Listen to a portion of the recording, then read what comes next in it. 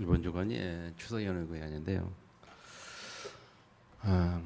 그 연휴를 앞두고 하나님께서 오늘 우리에게 말씀을 주시는 줄 믿습니다. 마음 회복되기를 축복합니다. 저는 요즘도 가끔 그런 생각을 합니다. 내가 지금 살고 있는 나의 삶의 상태가 맞느냐, 하나님 앞에 맞는 것인지, 또는 내 인생을 바르게 가고 있는지, 그런 생각들을 가끔 하거든요.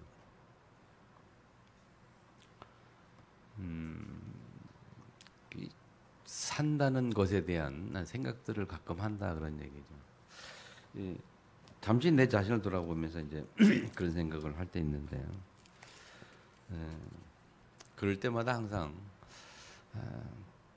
마지막으로 나는 결론은 하나님 앞에서는 인생, 그 생각을 하죠.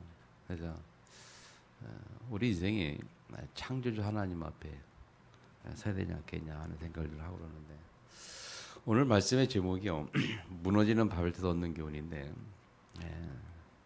사람들은 이 하나님에 대한 지식이 올바르지 않다. 그래서 불신자는 물론이고 신자조차도 하나님에 대한 올바른 지식이 없다, 그렇게 생각을 해볼 수 있는데, 무슨 말인가 하면요, 뭐 불신자는 당연히 그렇고, 뭐 하나님 없다 소리 하니까 그렇고, 하나님 있다고 믿는 우리도 때로는 하나님 앞에서 하나님에 대한 올바른 지식이 없다는 생각을 하게 되는데, 그 말은 무슨 말인가 하면, 우리의 삶 속에서, 우리가 살아가는 삶 속에서 하나님에 대한 생각, 하나님을 의식하고 살아가는 그 삶이라는 그것을 볼 때, 실제 우리 삶은요, 하나님 생각하지 않고 살아가는 상태가 그런 시간이 많다라고 볼 수 있고요. 또 다른 말로 말하면 우리가 어떤 그 선택하거나 어떤 결정하거나 어떤 삶의 방향을 나가고자 하나 그렇게 할 때에 보면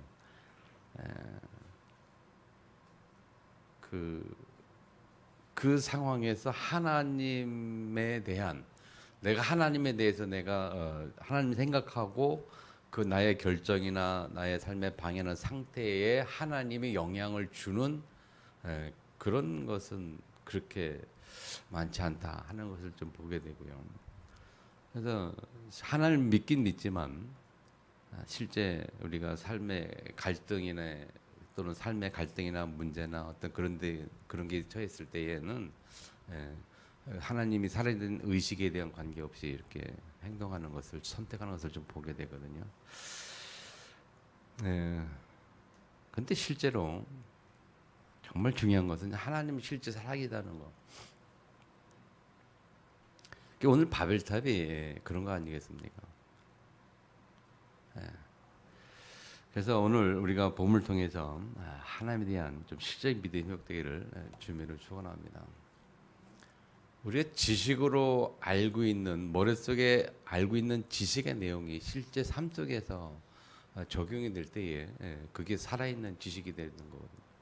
그렇지 않으면 그냥 좋은 지식 될 수밖에 없는데, 여러분 역사를 보면요,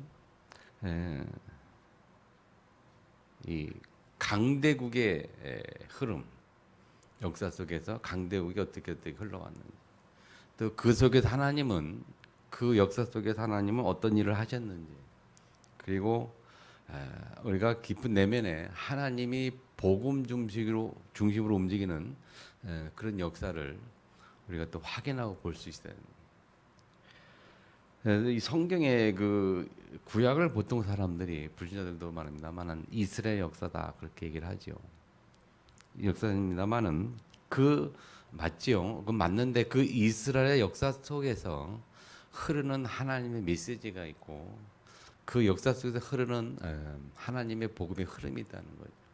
우리는 그것을 봐야 되는 거거든요. 근데 불신자는 그걸 못 보고 그냥 성경 자체를 그냥 지시로 보니까 이스라엘 역사구나라고 볼 수 있거든요. 근데 우리가 믿음의 관점에서 하나님이 살아계시다라는 그 하나님의 살아계심의 관점에서 본다면 그 이스라엘 역사 속에서 하나님이 어떻게 역사를 움직이게 하는지 우리는 확인할 수 있단 말이죠.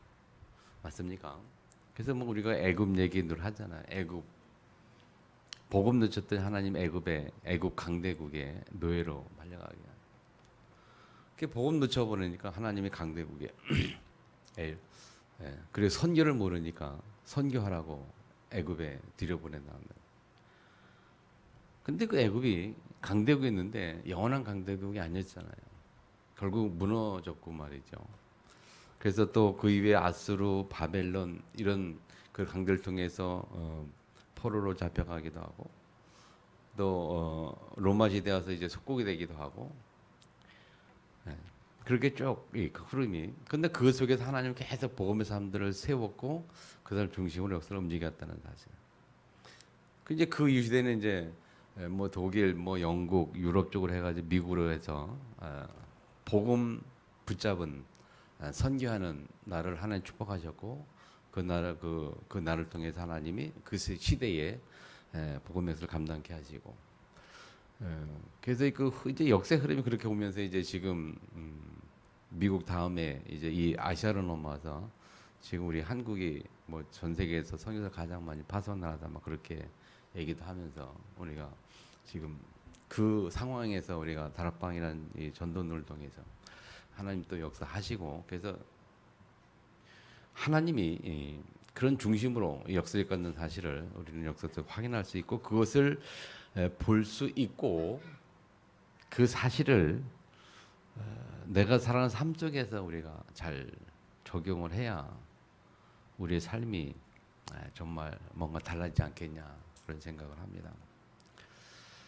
그래서 오늘 본문에서는 여러분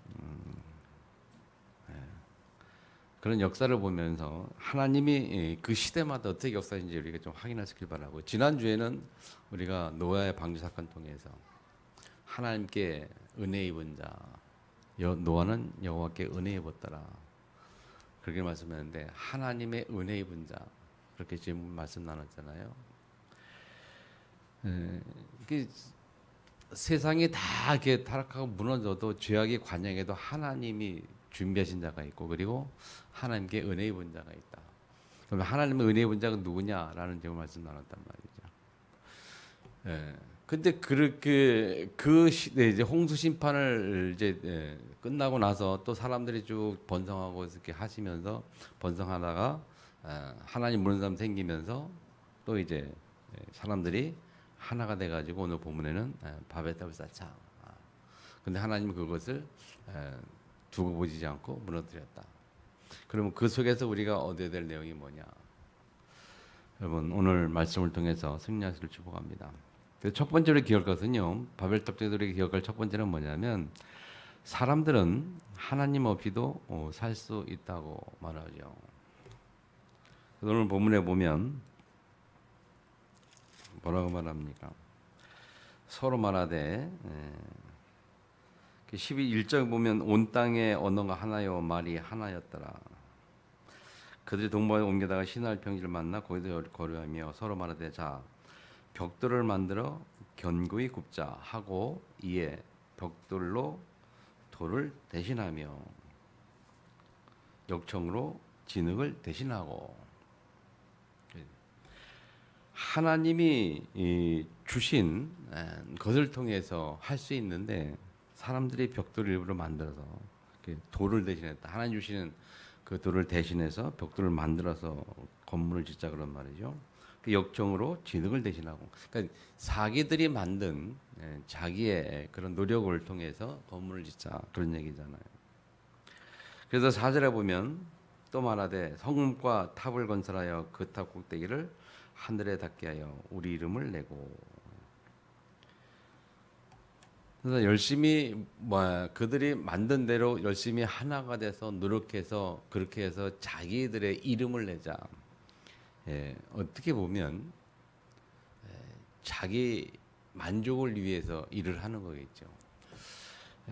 지금도 보면요, 사람들이 자기 만족을 위해서 대부분 그렇잖아요. 자기 만족을 위해서 뭔가를 하는 거거든요. 일을 하고 돈을 벌고 뭐 하고 뭐 다 하는 것들이 결국은 자기 만족이란 말이죠. 신자조차도 마찬가지죠. 신자조차도 때로는 헌신하고 봉사하고 하는 것들이 때로는 하나님 앞에 감사해서 드리는 그런 표현이 아닌 만족, 뭔가 하지 않으면 안 되는. 그래서 열심히 헌신 봉사해야 내가 좀 만족하고 뭐 그런. 제가 그랬습니다. 옛날에 대학 다닐 때 교회 봉사를 참 많이 했는데 거의 뭐 한참 열심히 할 때는 매일 교회를 가다 집회했어요. 매일 모임이 있었으니까 뭐 교사 모임, 성가대 연습 뭐 하다 보면 거의 매일 저녁마다 교회. 근데 열심히 그래서 딱 하고 밤에 집에 들어오면 밤 10시, 11시 돼요. 열심히 봉사하고 돌아오면. 그게 굉장히 좋았어요. 그렇게 열심히 헌신하고 봉사 막 해서. 근데 어느 날 언젠가 그런 생각이 들더라고요. 열심히 봉사하고 집에 왔는데 혼자 집에서 나 혼자 딱 있을 때는 여기 봉사하고 열심히 헌신하고 난 다음에 나 혼자 있을 때 그때 정말 감사하고 기쁘고 막 그런 행복한 그런 마음이 아닌 뭐랄까요? 굉장히 좀 뭔가 허전하고 뭔가 좀 이렇게 허전한 그런 마음이 좀 공허한 그런 느낌을 가졌어요. 근데 그게 하루 이틀 계속 되더라고요 보니까. 그래서 야 내가 열심히 봉사하고 막 헌신했는데 그러면 집에 오면 좀 감사 기쁘고 막 해야 되는데 그렇잖아요. 그래서 어느 날 느낀 것이 야 이게 내가 나를 위해서 나를 위한 헌신과 봉사가 아니었나 하는 그런 생각들 참 많이 가졌거든요. 근데 정말 그 이후에 하나님 앞에 은혜 받고 보니까 이제 그게 바뀌죠. 어디 바뀌냐면 열심히 그때는 막 열심히 봉사해도 하고 나서도 굉장히 기쁨과 감사. 내가 하나님 앞에 내가 쓰임 받았다는 뭐 하나님 나를 쓰셨다는 뭐 그런 데 대한 뭐 감사 기쁨. 뭐 그런 거에 의해서 되어지는데 그 전에는 안 그랬어요. 근데 우리가 진짜 가만히 보면요, 우리 신앙생활이 참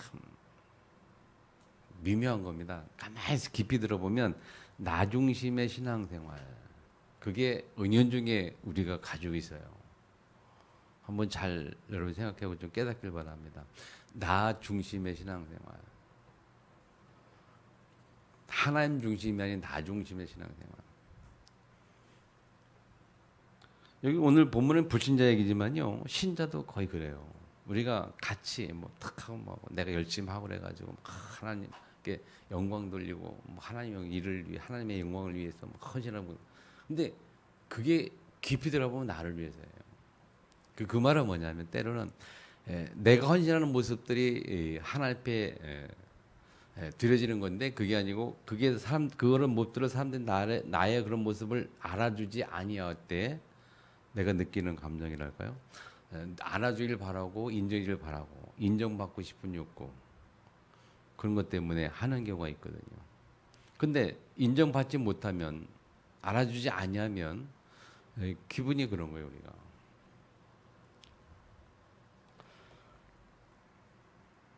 어쨌든 표현하기가 좀 그런데요. 잘 이해하시길 축복합니다. 사람들이 오늘 본문에 들었습니다만은 그냥 너무 나중심이에요. 창세기 3장의 가장 큰 문제도 나중심인 것처럼 지금도 우리가 예수 믿어 들어오고 안 믿으면 뭐 100% 그렇고요. 믿어도 나중심의 신앙생활이 많다. 그냥 내가 뭔가 할 수 있다고 생각하고 자꾸 그러죠. 근데 중요한 것은 두 번째요. 하나님은 그것을 참 싫어한다는 거죠. 잘 아시고 하나님 잘 아시고 싫어하고. 근데 사람들은 못 깨달아요. 잘 내가 그런지를 잘 못 깨달아요. 뭐 하나님 언젠가 깨닫게 하시겠습니다만은. 그래서 한번 교회 한번 가만히 살펴보세요. 열심히 헌신하고 봉사하는 사람들이 그럴 때 참 대충 보면 참 믿음 좋아, 헌신 잘해라고 생각할 수 있고 그렇게 판단해요. 그러나 모르죠. 그 속은 모르는데 겉에 보면 그렇게 되니까. 근데 나중에 시간이 흘러가 나중에 그게 지속이 되는데 나중에 보면 드러나요. 이 사람들이 이렇게 나중에 지속해서 계속 할 수 있는지 아니면 어떤 그 사람들끼리 문제나 갈등 어떤 시기 질투 가운데서 그만두게 되고 무너지는지 그런 거에 의해서도 결정이 나고 좀 드러나거든요.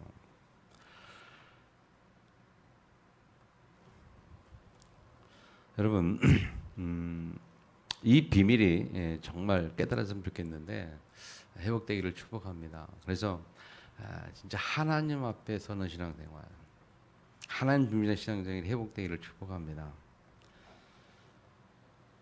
자, 오늘 바벨 또 하나 되자 이렇게 말했어요. 근데 하나님 그걸 싫어한다 그랬어요. 그래서 하나님 뭐라 그랬냐면 7절에 우리가 내려가서 그들의 언어를 혼잡하게 하자 그랬어요.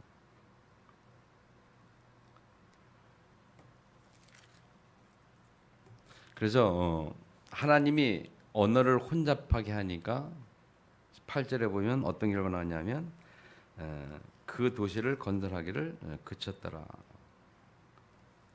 그렇게 말하면서 마지막 9절에 여호와께서 거기서 그들을 온 지면에 흩으셨더라 그랬어요.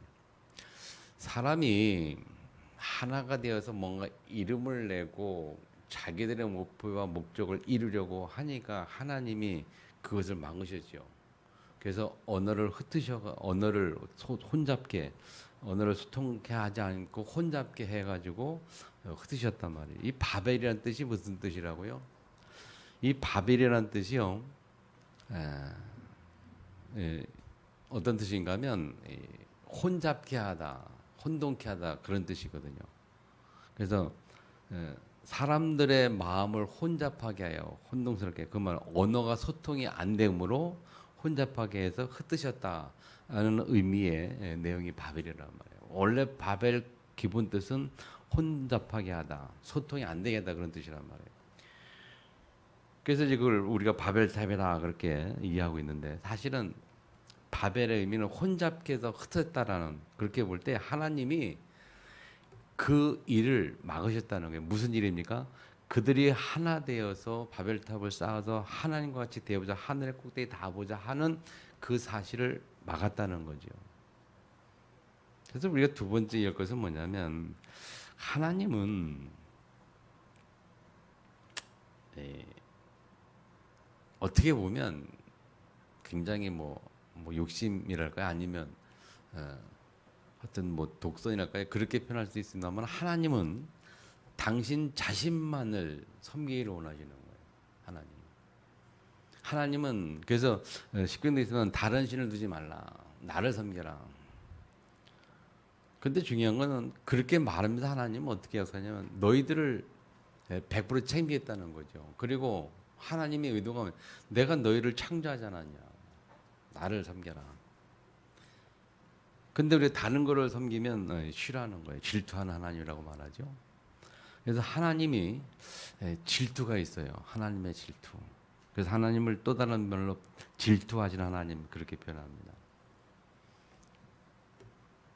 제가 청년 사역을 하고 있는데 청년들이 이제 결혼할 때 됐잖아요. 그러면 그런 얘기 이제 결혼하고 연애하고 또 결혼해서 이제 인사로 오는 뭐 사람들한테 청년들한테 그런 얘기 하죠. 또는 이제 서로 교제하는 청년들 모아놓고 상담할 때 그런 얘기 하는데 하나님을 그들한테 어떻게 표현한가 하면 하나님은 질투하는 하나님이다. 그렇게 표현. 무슨 말인가 잘 모르죠. 설명을 해주는데 너희들이 서로 이렇게 좋아하는데 서로 너무 좋아하지 말라.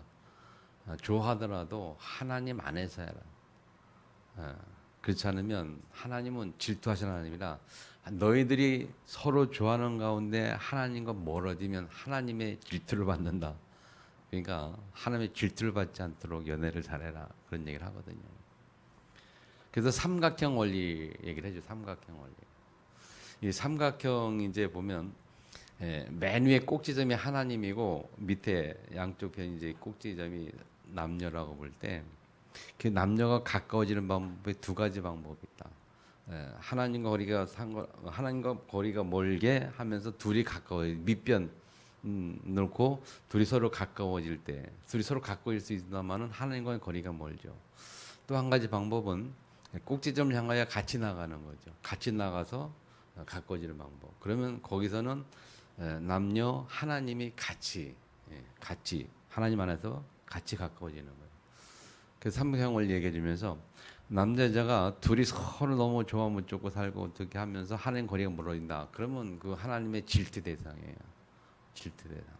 하나님이 그걸 그냥 두시겠습니까? 하나님. 가만 그냥 두지 않죠. 그래서 이 크리스찬들이 연애를 잘해야 돼요. 하나님 안에서 이게 뭔가 돼야지. 이게. 그래서 가끔 봐요. 둘이 서로 좋아서 결혼했어요. 근데 하나님과 거리가 멀어요. 예배도 안 드리기 시작하고 교회도 안 나기 시작하고 뭐 신앙도 안 하기 시작하고 그래요. 근데 꼭 그냥 하나님 그냥 안 두시거든요. 꼭 이 보면 나중에 보면 꼭 문제가 와요. 그 가정에 문제가 오거나 아니면 이혼하거나 뭐 그런 경우가 많아요. 이게 종종 봤거든요, 주변에서. 우리 가족 구성원도 마찬가지예요. 우리 가족들도요. 가정도 하나님 안에서 하나가 돼야지. 부모와 자녀 마찬가지죠. 하나님 안에서 하나가 돼야지. 하나님 없이 너무 좋아도 하나님의 질투 대상이 된다. 이해하십니까? 그래서 여러분들이 렘넌트를 킬 때도 마찬가지예요. 우리가 하나님 안에서 같이 하나가 되고 뭔가 이렇게 소통이 되고 그렇게 해야지. 하나님과 관계없이 뭔가 우리가 잘 되고 잘 나가고 뭐 잘 해보려고 한다면 뭐 한동안은 그럴 수 있죠. 어느 정도는. 그러나 결국은 하나님의 질투의 대상이기 때문에 결국 무너지게 돼 있어요. 오늘 이 바벨탑도 마찬가지예요. 하나님 떠나서 뭔가 해보려고 하지만 될 수는 있어요. 그러나 하나님이 그냥 두시지 않는다는 거죠. 그래서 우리가 참 깨달을 게 뭐냐면 하나님은 질투 하나님이다. 하나님 떠나서 뭔가 할 수 있다는 거, 그거 우리가 굉장히 교만한 생각이다.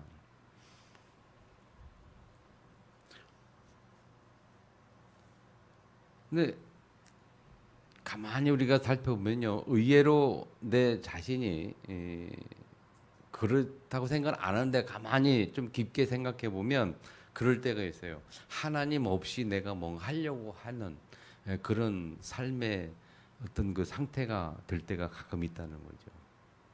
그 믿음 없이 하나님 없이 내가 하려고 하는.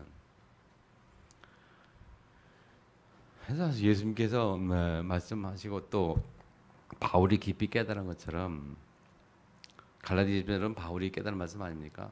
그리스도와 함께 죽었다. 그리고 우리가 예수 영접할 때 우리가 주인을 영접하지 않았습니까? 주인으로 영접했다.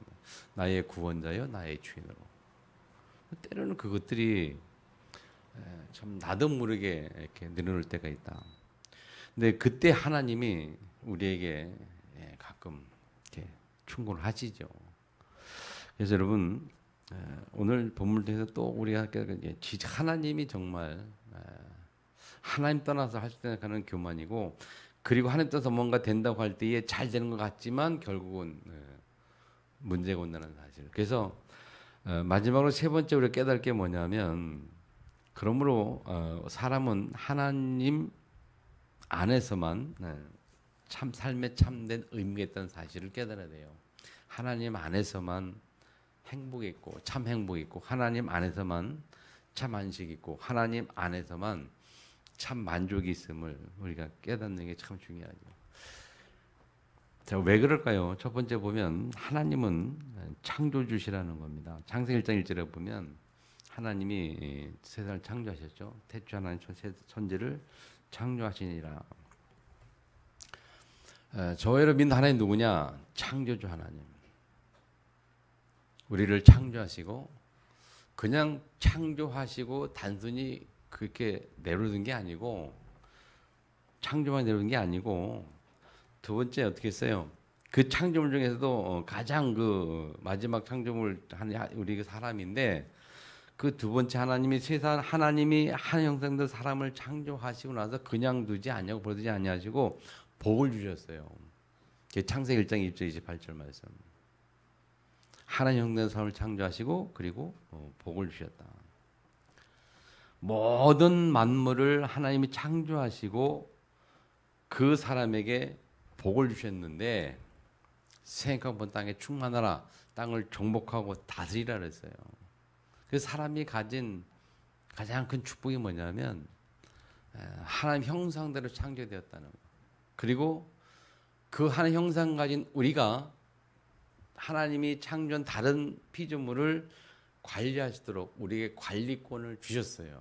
그죠? 정복하고 다스려라 그랬거든요. 그래서 우리 속담대로 인간을 보고 만물의 영장이다 그렇게 표현하죠. 만물의 영장. 사실 모든 만물을 다스릴 수 있는 존재로 우리가 지음받았기 때문에 그렇게 표현을 하는 겁니다. 만물의 영장이다. 만물을 정복하고 다스려라. 그래서 그 복을 주셨고 그 복을 사실적으로 실제적으로 누릴 수 있도록 약속하신 것이 아니 예비하신 것이 뭐냐면 에덴 동산이에요. 창세기 2장 에덴 동산. 우리가 에덴이란 얘기를 잘 알잖아요. 에덴의 에덴 동산. 그 뭐 파라다이스, 뭐 낙원, 여러 가지 의미가 있잖아요. 그 하나님이 에덴 동산을 따로 이렇게 두시고 거기에 살게 하시면서 모든 걸 다스리고 정복하도록 그렇게 축복하셨잖아요.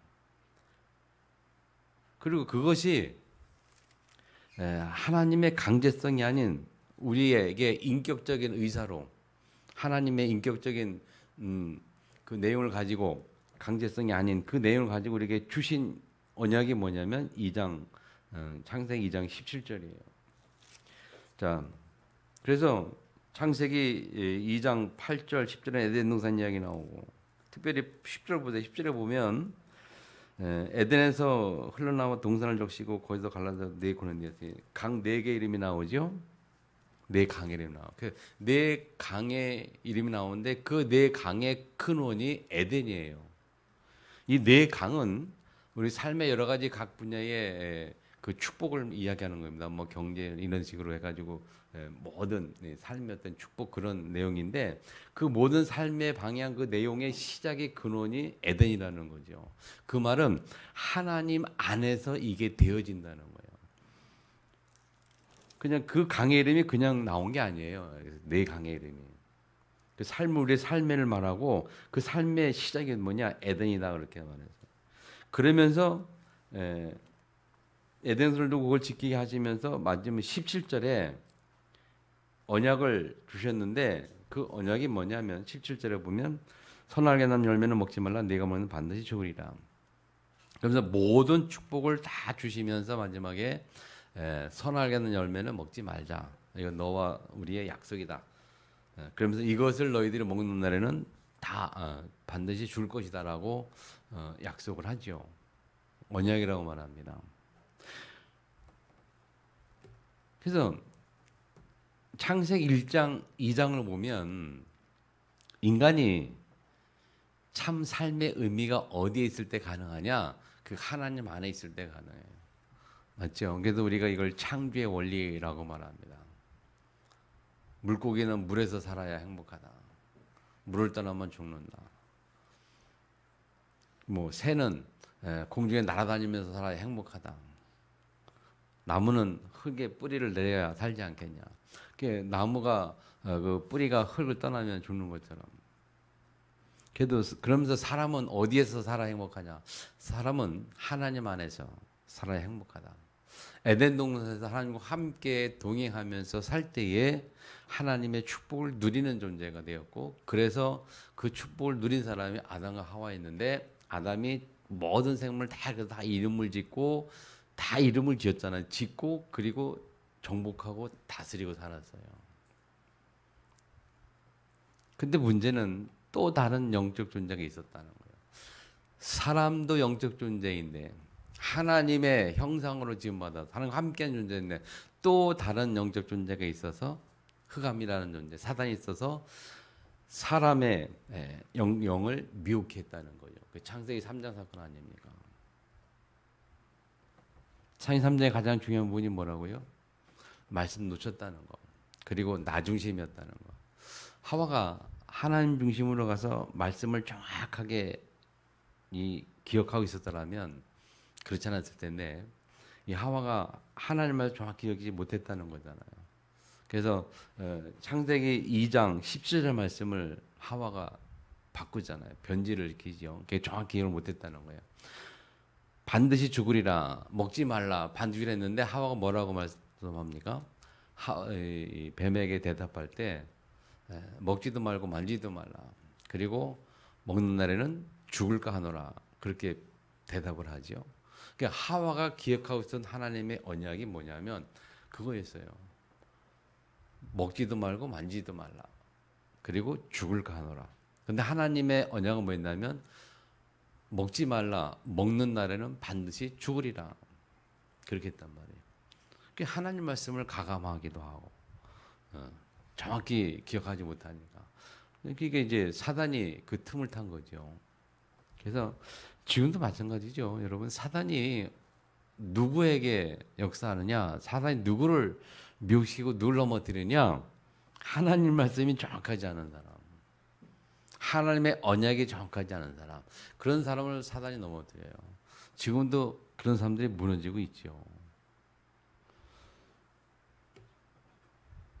이 마태복음 4장에 보면 예수님도 사단에게 미혹을 받았는데 예수님이 사단에 비해 승리했던 비결은 뭐냐면 하나님 말씀을 정확하게 인용을 했다는 거예요.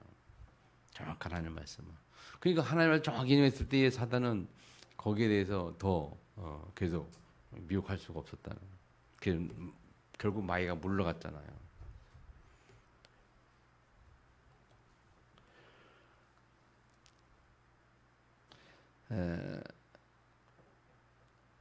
저는 이 내용을 20대 후반에 제가 계속 고민하고 갈등하는 가운데 하나님께서 은혜 주셔서 깨달은 게 그때였어요. 참 삶의 인생의 의미가 이 하나님에 있다는 의미가 뭔지, 하나님 안에서만 행복이 있다는 거, 하나님 안에서만 진짜 안식과 만족이 있다는 거, 그 사실을 여러분 진짜 깨달아야 합니다. 진짜 여러분들이 확신이 오고 확인돼야 돼요. 그래야 하나님 말씀이 내 마음에 들려지기 시작합니다. 아멘. 하나님 안에서만 이게 가능하다고 확신이고 믿어지고 신앙이 있을 때에 하나님 말씀이 들려지기 시작한다니까요. 그 전에는 하나님 말씀이 그냥 지식으로만 들리지만 진짜 이게 깨달아지면요, 하나님 말씀이 지식이 아닌, 머리가 아닌 마음에 들리기 시작해요. 하나님 말씀이 마음에 들리기 시작해야 그때야 이제 사람이 변화가 오기 시작합니다. 잘 기억하세요. 살아있는 하나님 말씀, 그 말씀이 지식으로만 들리고 머리만 들린다면 변화가 없어요. 그러나 마음에 들려질 때에 우리는 변화가 옵니다.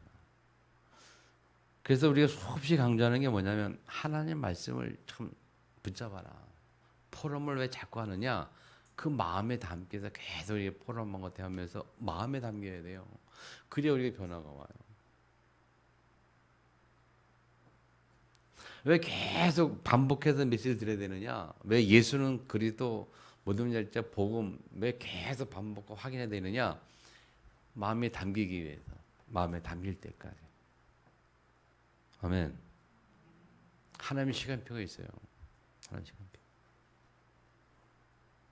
그 하나님의 시간표는 우리가 알 수가 없어요. 살아있는 말씀이 언제 내 마음에 담기는지, 그래서 언제 내 신앙이 변화가 되는지, 언제 하나님이 정말 실제적으로 믿어지는지, 하나님 나와 함께한 사실이 실제적으로 피부로 느껴지고 확인되는 그런 시간표. 그래서 하나님 한 분만으로 만족할 수 있는 그 상태. 아, 나는 하나님 한 분에 만족해. 괜찮아. 괜찮아. 뭐 실패도 괜찮고 무너도 괜찮고 병들어도 괜찮고 다 괜찮아. 그런 상태. 하나님 한 분으로 만족한 상태. 그 상태가 이 깨닫는 그 시간대예요. 그렇게 되면요, 진짜. 아멘. 그러면 그 다음부터요, 이제 살아있는 말씀이 막 들리기 시작하면 그 말씀 때문에 내가 힘이 나고 말씀 때문에 내가 변화하고 그러면 그런 것들이 우리 다른 사람들이 보여지거든요. 다른 사람들한테.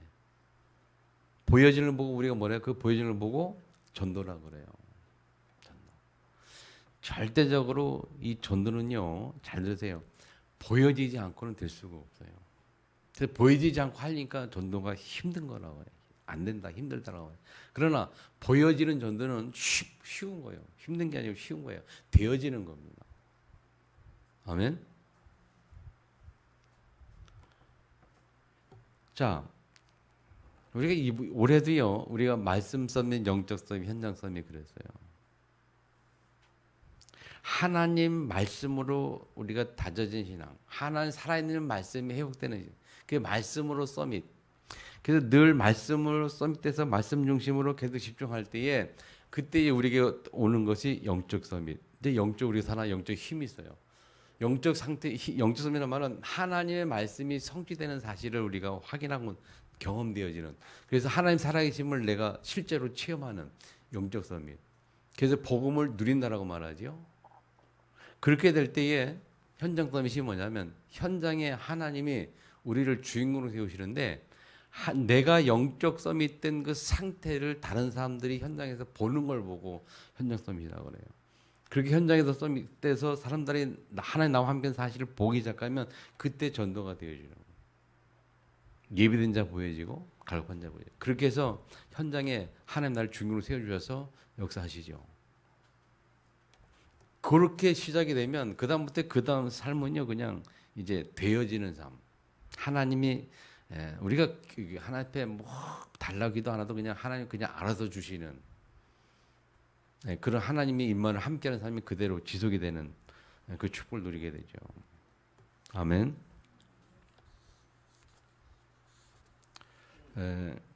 오늘 본문의 한마디로 말하면 하나님은 질투한 하나님이다. 하나님 떠나서는 아무 우리가 할 수가 없다.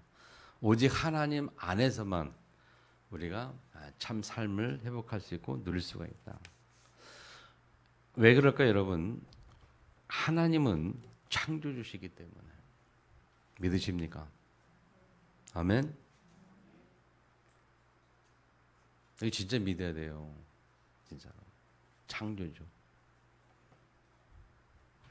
제가 대학 다닐 때요, 우리가 그 한참 이 창조과학회라는 그런 얘기 많이 했고, 창조론 진화론에 대해서 한참 막 이슈가 되던 그런 시대였던 걸로 아는데, 그래서 창조는 과학적 사실인가, 뭐 그런 이제 제목의 세미나도 막 듣고 들으러 다니고 그런 기억이 나는데, 그래서 우리 대학부 다닐 때 가끔 이제 그런 뭐 연구도 하고 토론도 하고 그랬었거든요. 그리고 아마 제가 대학부 생활 때인가 한번 그 세미나 한번 해가지고 창조과학회, 한국의 창조과학회 청주 뭐 지부장 뭐 그런 사람 그 교수님이 있었는데 그 초청해서 한번 같이 이 강의 당연 듣기도 하고 그랬는데 그분이 지난번에 보니까 충북대학교 총장하고 있더라고요. 그때 초청하고 한번 찾아가서 인사했더니 기억을 하시더라고요. 옛날 얘기를 하니까 기억을 해요. 자기 창조과학회 이야기하니까. 그때 한참 그런 시대였어요. 근데 대학생들은 가끔 얘기하는데 여러분 그 성경의 노아의 방주 과학적 사실인가 역사적 사실인가 뭐 그때 막 그렇게 공부하고 책도 나오고 그랬거든요. 노아의 방주가 실제로 있었습니까, 여러분? 그 성경에 있는 아라단이라고 말하는 그 산인 지금은 어느 산을 말합니까? 사실이라면. 그리고 바벨탑 이 사건도 역사적 사실입니까? 진짜로 쐈다가 무너진 적이 있느냐 말이죠. 그리고 여호수아에 보면은 여호수아가 기도를 막 했어요. 기도할 때 하나님이 태양을 머무르게 했어요. 태양아 머무르라. 아이물짝이 머무르 태양이 머물렀어요. 그래서 어두지 않아 가지고 자기 전쟁 이겼어요, 이스라엘 백성들이. 그럼 태양이 머물렀던 것이 사실입니까? 이제 성경 모든 것들이 사실인지 아닌지를 좀 생각해 본 적이 있어요. 그냥 그렇게 말하니까 그냥 그런가 보다 하고 삽니까? 아니면 여러분 실제로 좀 확인해 본 적이 있습니까? 근데 대학생들한테 얘기합니다. 확인해 봐라 좀 실제적으로 그런 것들은 좀 지적인 어떤 그런 대학생들 그 지적인 그런 공부를 많이 하니까 지식적인 차원에서 한번 실제적으로 연구를 해봐라. 그래서 확인하고 경험하고서 그래야 그런 믿음이 더 확실해지지 않겠냐. 그냥 믿는 것도 좋지만 저는 그때요 그걸 확인했거든요. 실제 창조과학회 막 간직하고 막 하면서 네. 노아의 방주 역사 사진가 그런 책도 있어요. 확인. 근데 그 당시 제가 공부한 기억으로는 이 태양이 머물렀던 그것을 과학적으로 찾아냈어요. 미국의 무디 과학원인 것에 대해서 찾아냈다니까요. 과학자들이. 시간들을 조금 거슬러 올라가 보니까 뭐 그 시간이 이게 확인을 했었거든요. 그런 내용들을 공부를 했단 말이죠. 여러분 하나님이 실제적으로 살아계시는지 실제적으로 성경의 모든 내용들이 역사 속의 사실인지 그냥 신화로 믿고 그 감육에서는 그러잖아요. 이 창세기, 출애굽기, 모세오경, 레기 신명 이거는 신화다 그렇게 말해요. 창세기 신화다. 감육에서는 창세기 신화라 그래요. 그렇게까지 이제 신학도 지금 문제가 오고 있단 말이에요. 과연 신화입니까 이게? 모세가 기록했다고 말하는데 이것이 그냥 지식으로 우리가 알고 있습니까? 아무 생각 없이. 실제로 기록했는 게 맞습니까, 여러분? 어떻게 성경에 되었습니까, 여러분? 이런 부분들을 놓고 우리가 고민하면서 실제로 하나님이 창조주가 맞냐? 그 하나님을 내가 믿고 있다는 거예요. 그 하나님이 지금도 우주를 다스리고 있고 지금도 세상을 다스리고 지금도 하나님은 나의 삶을 간섭하고 인도하시고 있다는 거예요. 하나님의 주권이 지금도 내 인생 속에 역사한다는 거예요. 그러면 그 하나님 앞에 우리가 어떤 믿음을 가지고 나의 삶 속에서는 내가 얼마만큼 하나님에 대한 반응을 보이고 사는지 그 믿음이 없으면 지금도 우리는 계속 하나님 믿는다 하고 예수 믿었을 때 느낀 거예요. 저 사람 진짜 믿는구나. 얘기했잖아요, 여러분. 그 신학교 다니면서 많은 목사님들 얘기 메시지 듣고 공부도 하고 신학교 다닐 때 공부할 수밖에 없잖아요. 목회해야 되니까 이 설교에 대한 이거 공부할 수밖에 없어요. 그래서 많은 목사님 메시지 들었는데 한 번도 그런 느낌 가져본 적이 없어요. 설교하는 설교자 자신의 믿음을 내가 본 적이 없어요. 그 전에 대학 때 제가 기도 제목이 하나 있었던 게 뭐냐면 하나님을 100% 믿고 싶다. 그 100% 믿는 게 뭐냐? 그거 좀 많이 기도했어요. 100% 믿고 싶은데 그 내용이 뭐냐? 기도했는데 기도응답이 그때 없었거든요. 근데 그 메시지 듣는 동안에 저 사람은 하나님을 믿는구나 정말. 그게 느껴지면서 100% 믿는 믿음에 대해서 뭔가 해답이 오기 시작했어요. 여러분 정말 믿으십니까 하나님을? 대답이 없습니까? 하나님 정말 믿으십니까 여러분? 창조주 맞습니까? 생사화복의 주권자가 맞습니까 여러분? 우리가 그분의 자녀가 맞나요? 그럼 우리에게 어떤 문제가 있든 어떤 갈등이 있든 하나님의 계획이 있다는 사실을 믿습니까? 하나님도 약속하셨잖아요. 로마서 8장 18절. 하나님 자녀들에게는 모든 것이 합력하여 선을 이룬다. 그럼 우리에게 일어나는 모든 사건들이 모든 갈등들이 하나님 계획에 다 있다는 거. 우리 그걸 믿거든요. 근데 여러분 갈등이 오면은 사실 그 갈등 때문에 힘들어 하잖아요. 문제가 문제 때문에 고민하고 염려하잖아요. 그럼 염려하고 고민하는 자체가 잘 들으세요. 자체가 우리는 그대 믿음이 그 순간 없는 겁니다. 염려하는 자체에 우리의 믿음이 없는 거예요. 그 순간만큼. 그렇게 볼 때 우리 삶 속에서 실제적으로 구체적으로 우리가 이 믿음이 적용되는 부분에 대해서는 참 고민 많이 하고 기도 많이 해야 됩니다. 오늘 우리가 바벨탑 사건 보면서 진짜 이제 하나님 앞에 좀 100% 믿는 믿음 회복하길 바라고요. 하나님 진짜 살아계신 창조시고, 아멘. 우리가 하나님의 자녀고, 예수를 통해서 우리가 하나님의 자녀되고 영접해서 하나님 자녀 됐다면 하나님 나와 함께 나는 임마누엘 축복이 뭔지 실제로 누릴 수 있는, 아멘. 그 축복이길 바라고요. 그래서 꼭 기억하세요. 마지막 결론. 영적 존재인 사람은 하나님의 올바른 지식이란 말이 그거예요. 실제로 살아계신 하나님, 함께 하신 하나님, 그 믿음이 있어야 되고, 그 믿음이 있을 때 우리는 삶의 찬미를 발견할 수 있고, 그때에 우리는 진짜 축복이 뭔지를 알게 돼요. 명절 기간에 이 좀 복음이 진짜 이 복음 진짜 여러분이 축복 회복하길 바라고요. 이 여러분이 이 참 복음을 정말 발견 회복할 때에 그 사실이 불신자들에게 보여지는 것, 그게 전도잖아요. 그렇다면 불신자들이, 여러분 가족의 중에 불신자들이 여러분을 보고 그것이 보여지고 느껴져야 돼요. 야, 저 사람은 정말 뭔가 있구나. 갈등이 있는데, 문제가 있는데, 어려움이 있는데도 불구하고 뭔가 있는, 저 사람이 뭔가 있어. 그럼에도 불구하고 저 사람이 참 뭔가 표정이 뭐나 이렇게 보면 참 문제 없는 사람처럼 보이고 행복해 보이고 막 그런 거. 근데 그런 것들이 좀 불신자에게 좀 보여지면 불신자들이 말은 안 했는데 그게 다 그들에게 마음에 담긴다니까요. 그 담기는 자체가 전도예요, 그게. 이번 명절 기간에 여러분들이 좀 진짜 참 복음에서 그 누리기를 바라고, 그것이 우리 불신자 가족들에게 좀 전달되기를 주님으로 축원합니다. 통성으로 같이 한번 기도하겠습니다. 오늘 말씀 기억하면서 하나님 주신 참 안식과 참 행복, 우리가